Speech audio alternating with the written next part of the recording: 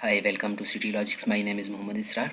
आज हम कुछ बेसिक जो टर्मिनोलॉजीज़ हैं हमारे सॉफ्टवेयर इंजीनियरिंग में, उनको हम देखने जा रहे हैं। तो यहाँ पे हमारे पास सबसे ज़्यादा टर्मिनोलॉजी जो यूज़ हो रही होती है वो प्रोडक्ट की है। प्रोडक्ट क्या चीज़ है? प्रोडक्ट हमारे पास जितने भी आर्टिफैक्ट्स हमारे सिस्टम में होते हैं, जब हम उसको डेवलप कर रहे होते हैं, जैसे हमारा सोर्स कोड हो गया और उसके अलावा हमारे डॉक्यूमेंट्स हो गए, जितने प्रिंट मैनुअल्स हैं, ऑनलाइन हेल्प्स वगैरह, जो जो भी चीज़ें हमारे सिस्टम से जुड़ी होती है उसको हम प्रोडक्ट बोलते हैं। सही है। अब एक और टर्म यूज़ होती है, प्रोडक्ट अपग्रेड। प्रोडक्ट अपग्रेड का मतलब क्या होता है? प्रोडक्ट अपग्रेड का मतलब होता है कि आपके पास जितने भी आर्टिफैक्ट्स हैं, जैसे मैंने अभी बताया, आर्टिफैक्ट्स में हमारे पास क्या क्या चीज़ें होती हैं, तमाम की तमाम चीज़ें होती हैं। आर्टिफैक्ट्स को पहले देख लेते हैं, फिर प्रोडक्ट अपग्रेड पे आते हैं। आर्टिफैक्ट्स होते हैं, they are the number of different artifacts use to design the software product. जो भी चीज़ें हमारे पास आर्टिफैक्ट्स यूज़ हो रहे हैं सॉफ्टवेयर प्रोडक्ट को बनाने के लिए, ठीक है। Number of different artifacts use along with the software development for communication with the stakeholders. मतलब जो भी हमारे डॉक्यूमेंट वगैरह होते हैं या जो कम्युनिकेशन के हमारे पास और डायग्राम्स हो सकती हैं, और हमारे पास कोड हो सकता है, हमारे पास टेस्ट केसेस हो सकते हैं, ये सारी की सारी चीज़ें जो हमें एंड यूज़र को डिलीवर करनी होती हैं, आर्टिफैक्ट्स लाती हैं। तो जब हम प्रोडक्ट को अपग्रेड करने का बोलते हैं, इसका मतलब ये होता है कि तमाम के तमाम आर्टिफैक्ट्स को भी हम सॉफ्टवेयर के साथ साथ अपग्रेड करेंगे। तो इसको बोला जाता है प्रोडक्ट अपग्रेड। अब यहाँ पे एक कंसेप्ट आता है रिपल इफेक्ट एनालिसिस का। ये टर्म भी बहुत ज़्यादा यूज़ हो रही होगी आगे, तो इसको भी हमें समझ लेना अभी चाहिए, बेहतर है। रिपल इफेक्ट ऐसे इफेक्ट है, जैसे अगर यहाँ पे आप इस डॉट पे देखें, ये पानी, लेट्स सपोज एज्यूम करेंगे पानी, अगर पानी में अगर आप कोई पत्थर मारेंगे ना, तो एक लहर बनेगी। उसी लहर के आगे सात दूसरी लहर बनेगी, तीसरी लहर, चौथी लहर, पांचवी लहर। मतलब वहाँ से आगे लहरें बनती जाएंगी और वो दूर दूर तक फैलती जाएंगी। सेम हमारे यहाँ पे भी हो रहा होता है कोई बड़े सॉफ्टवेयर सिस्टम में, कि अगर आप किसी एक मॉड्यूल में चेंज करेंगे, उसको तोड़ेंगे, पत्थर मारेंगे, ठीक है, तो वो बाकी काफ़ी सारे मॉड्यूल्स के ऊपर जो है असरअंदाज हो जाएगा। तो हमें उसको देखना होता है। हम यहाँ पे कभी कभी खुद जानबूझ के ऐसी छेड़छाड़ करते हैं, पत्थर मारते हैं कोई से मॉड्यूल्स को, और चेक करते हैं कि एक को पत्थर मारो तो बाकी कितनों को तकलीफ होती है। तो क्या कर रहे होते हैं, हम एक को थोड़ा सा चेंज करेंगे और देखेंगे कौन कौन से मॉड्यूल में इफेक्ट हो रहा है। तो इसको बोला जाता है रिपल इफेक्ट एनालिसिस। तो हम वहाँ से एनालाइज करते हैं, ठीक है। एनालाइज करके हम बताते हैं कि हमारे सिस्टम का जो है डिज़ाइन किस किस्म का हो सकता है, वहाँ पे कपलिंग कितनी है, कोहेजन कितनी है, और इस तरह की हम मुख्तलिफ टर्म्स को वहाँ से आइडेंटिफाई करते हैं।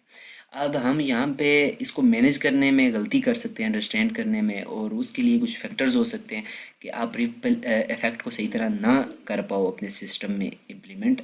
उसके लिए ये हो सकता है कि आपके पास एक्सपीरियंस कम हो सकता है, ठीक है। अगर आप एक एक्सपीरियंस्ड बंदा हायर करते हैं तो वो रिपल इफेक्ट से काफ़ी ज़्यादा डेटा आपको गैदर करके दे देगा। फिर अनएक्सपेक्टेड डिपेंडेंसीज हो सकती हैं आपके सिस्टम में, कि आपने एक्सपेक्ट तो ये किया था कि मैं अगर इसमें चेंज करूँगा तो इसमें चेंज होगा, इसमें चेंज होगा, इसमें चेंज होगा, इसमें और इसमें चेंज होगा। जबकि आपको पता नहीं था उसके अलावा और भी कुछ मॉड्यूल, आपने इन चारों पांचों को तो टेस्ट कर लिया इसमें चेंज करने के बाद, लेकिन उसके अलावा कुछ और मॉड्यूल्स भी थे जिन पे इफ़ेक्ट हुआ, इसकी वजह से आपने उनको चेक नहीं किया।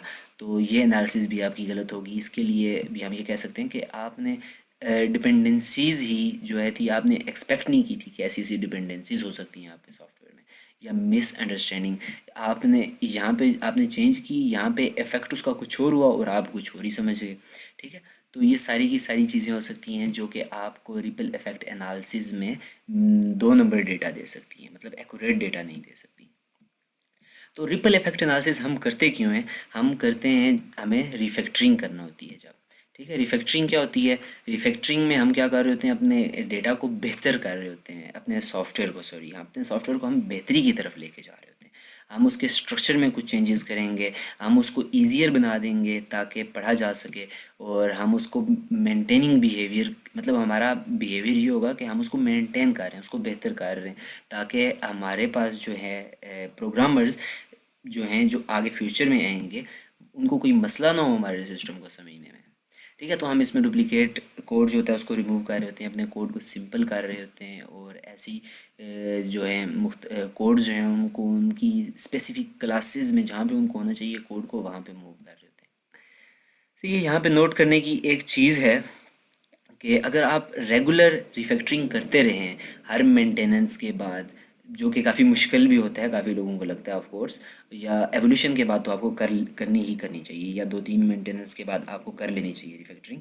लेकिन अगर आप रेगुलर रिफैक्टरिंग करेंगे तो ये आपके सिस्टम का जो बेसिक स्ट्रक्चर है ना, उसको रिटेन करने में आपकी मदद करेगा। मतलब आपके सिस्टम के आर्किटेक्चर में बहुत ज़्यादा जो है ना बिगाड़ पैदा नहीं होगा अगर आप रिफैक्टरिंग करते रहेंगे। फिर प्रोग्राम कंप्रीहेंशन, ये लफ्ज़ भी हम यूज़ कर रहे होंगे। कंप्रीहेंशन का मतलब ये होता है कि आप अपने जो एग्जिस्टिंग सिस्टम है उसकी प्लानिंग को देखें, उसके डिज़ाइंस को देखें, उसकी कोडिंग को देखें और उसकी टेस्टिंग को देखें। ना सिर्फ आप उसको देखें बल्कि उसको इस नज़रिए से देखें कि आपने उसको चेंज करना है। ठीक है, आपने उसको बहुत अच्छी तरह से एलिब्रेट करना है, आपने चीज़ों को बहुत वाज़े और क्लियर रखना है वहाँ पे। इसे प्रोग्राम कंप्रीहेंशन कहते हैं कि आपने चीज़ों को मुख्तलिफ पार्ट्स में डिवाइड कर दिया, अब उसको मैनेज करना काफ़ी ईजी हो गया था। और यहाँ पे जो है अंडरस्टैंडेबिलिटी बढ़ाने के लिए हम ये काम कर रहे होते हैं। यहाँ पे 50% जो है हमारी कॉस्ट यहाँ पे लगती है। ठीक है, 50% कॉस्ट अगर हम एक प्रोग्राम को बहुत बेहतर बनाते हैं। और जब हमें उसमें चेंज करना होती है तो चेंजेस के लिए हमारे पास 30% कॉस्ट लग जाती है। और जब हम उन चेंजेस को इम्प्लीमेंट करते हैं तो 20% ऑफ कॉस्ट हमारी लग जाती है उस सॉफ्टवेयर को वापस रिफैक्टर करने में या बेहतर करने में। इसके लिए आपको लो लेवल और हाई लेवल पे आपको क्या करना चाहिए, आपको एक मेंटल मॉडल क्रिएट कर लेना चाहिए पहले, ताकि आपको अपने सॉफ्टवेयर को बेहतर करने में आसानी हो।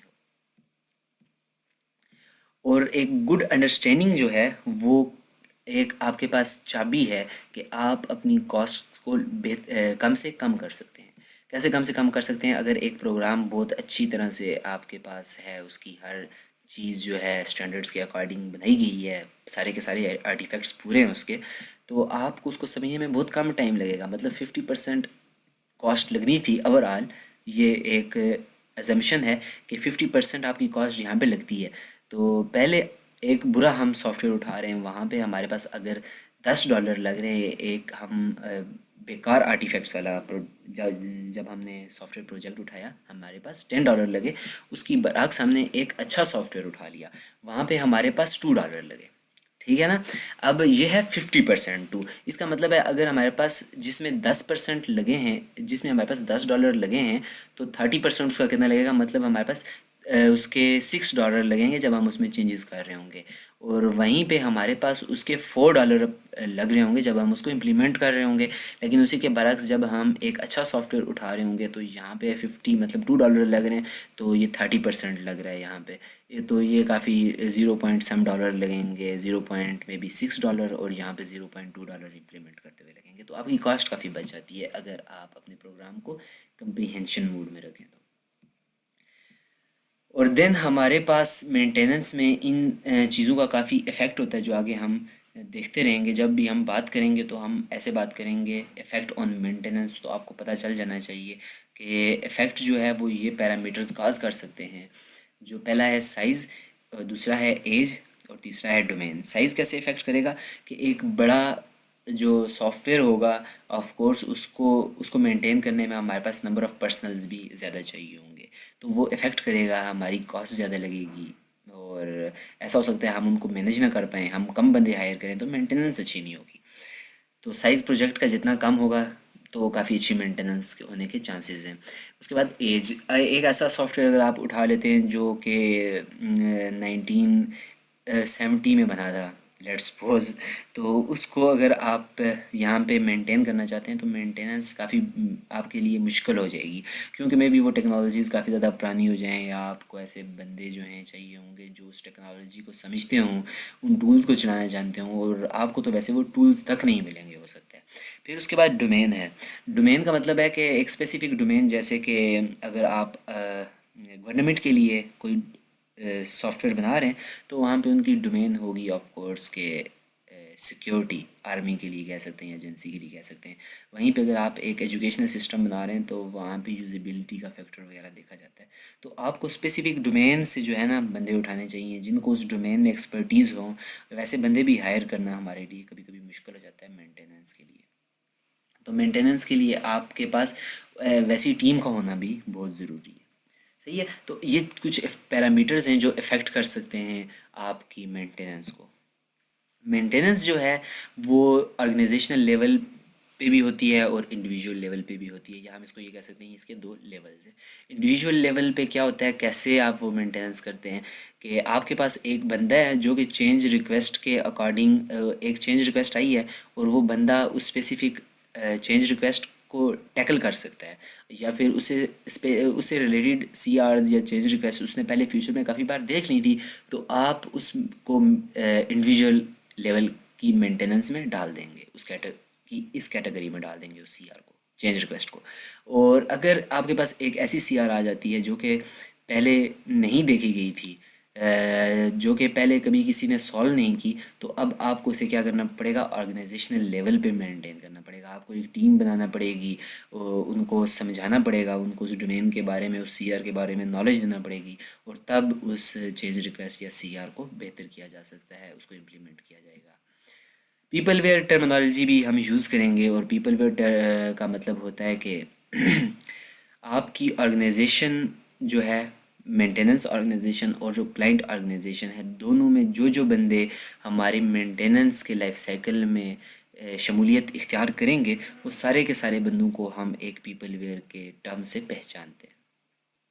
ये कुछ बेसिक टर्मिनोलॉजीज़ थी जिनका समझना हमारे लिए काफ़ी ज़रूरी था, क्योंकि ये आगे वाले लेक्चर्स में सिर्फ इनके नाम लिए जाएंगे, तो वहाँ पे आपको ये समझ ना आए, पता चल रहा हो पीपल वेयर क्या होता है, कहीं पे मैं नाम ले रहा हूँ, तो आपको इजीली पता चल जाना चाहिए पीपल वेयर अगर मैं बोल रहा हूँ उसका मतलब ये है कि मेंटेनेंस ऑर्गेनाइजेशन के सारे पर्सनल्स भी हो सकते हैं और क्लाइंट ऑर्गेनाइजेशन के सारे पर्सनल्स भी हो सकते हैं। और यहाँ पे हमारा ये लेक्चर भी ख़त्म होता है। मिलते हैं नेक्स्ट लेक्चर में, तब तक के लिए अल्लाह हाफ़िज़।